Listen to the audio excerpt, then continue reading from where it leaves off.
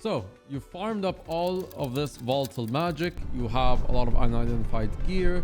You've got spirit shards that you've collected while running and getting XP all over these maps, whether they're LS4 train or whether you were combining some of this volatile magic by farming other maps like the Iceberg Saga maps where you get eternalized shards, which you can then convert to volatile magic.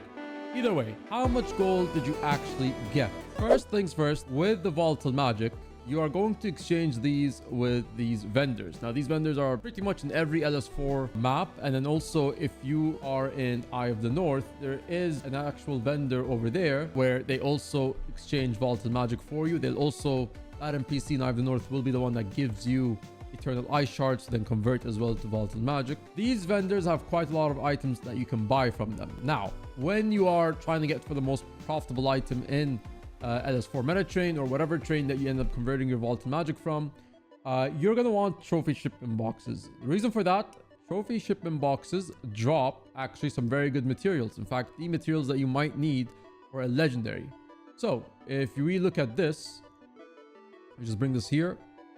I'm going to open this once. As you can see, I got a bunch of T5s and a bit of T6. I open it again.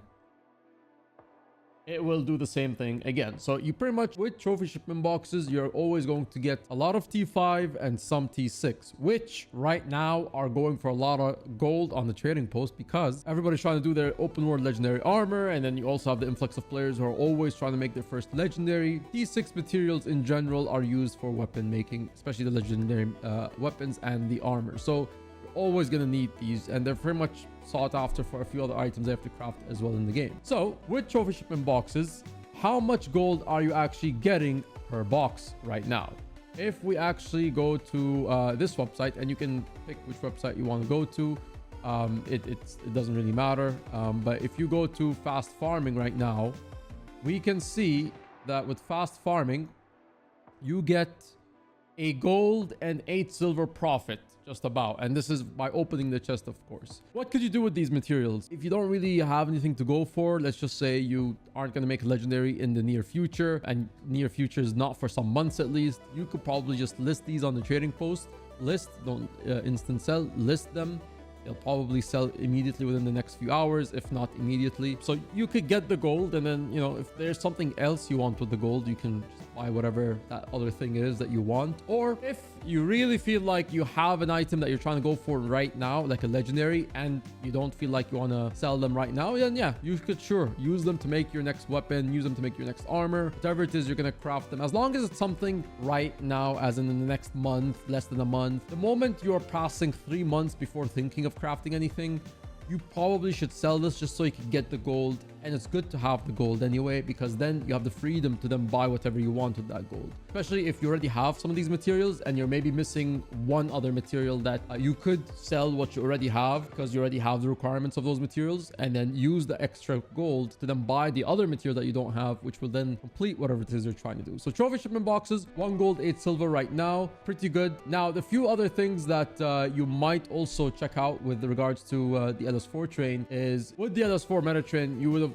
probably also received these items from some of the maps that you're farming. This is in relation to Domain of Istan, to Jahai Bluffs, Thunderhead Peak, Sandswept, Domain of Kurna, and Dragonfall. So the currencies for the LS4 meta train will be Kralkatite ore, Dilfluorite crystals, inscribed shard, lump of Mistonian, branded mass, and Mistborn moat. Now you get these items literally from the LS4 meta train. What happens if you double click them? Because they are able to be deposited. So for example, if I did Kralkatoric, right, and let me just grab a lump of Mistonian, right, and you could do this again with a lot of them. It doesn't matter, but all of them, these items that I mentioned in the LS4 meta train, will do the exact same thing.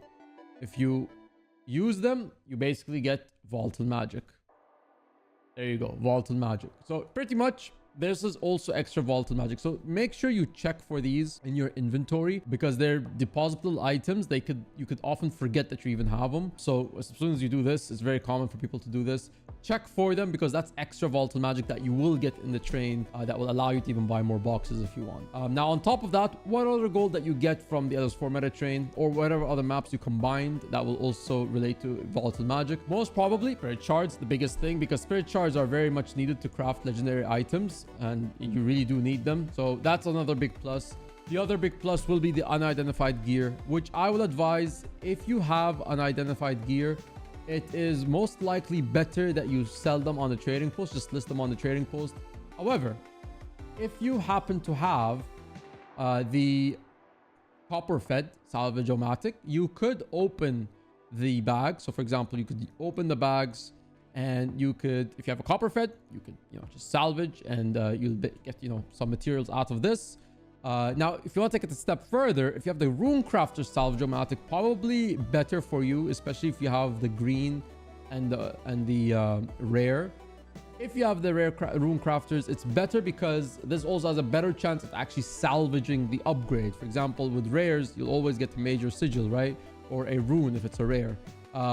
You don't get that with blues, but you do get it with greens. Greens will be, for example, greens you'll get minors, for example, minor rune or minor sigil.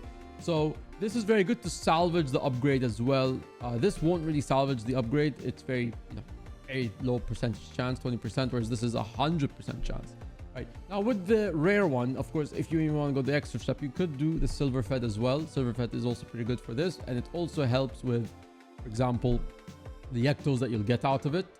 Another extra step is if you have the endless upgrade extractor, you can extract the runes first and then salvage this, because means you'll more likely with this, it's more applicable to the rares than it is to the greens. The greens, honestly, if you're a player who doesn't care too much for min-maxing, then the rune crafters will be fine. Just keep a note, they all have different cost per use. For example, when you salvage with the copper fed, it's 3 copper to use it every single time. Rune crafters is 30 copper, and then the silver fed is 60 copper. If you want to go a bit of an extra mile, for example, what you can do is with the greens, for example, this is a green. If you have the upgrade extractor, you could extract, right? You could extract the sigil right here or rune. And then since you've taken it out, you no longer need to use the rune crafters. You could just use the copper fed, saving you basically 27 copper, and then you could just click and then salvage the item.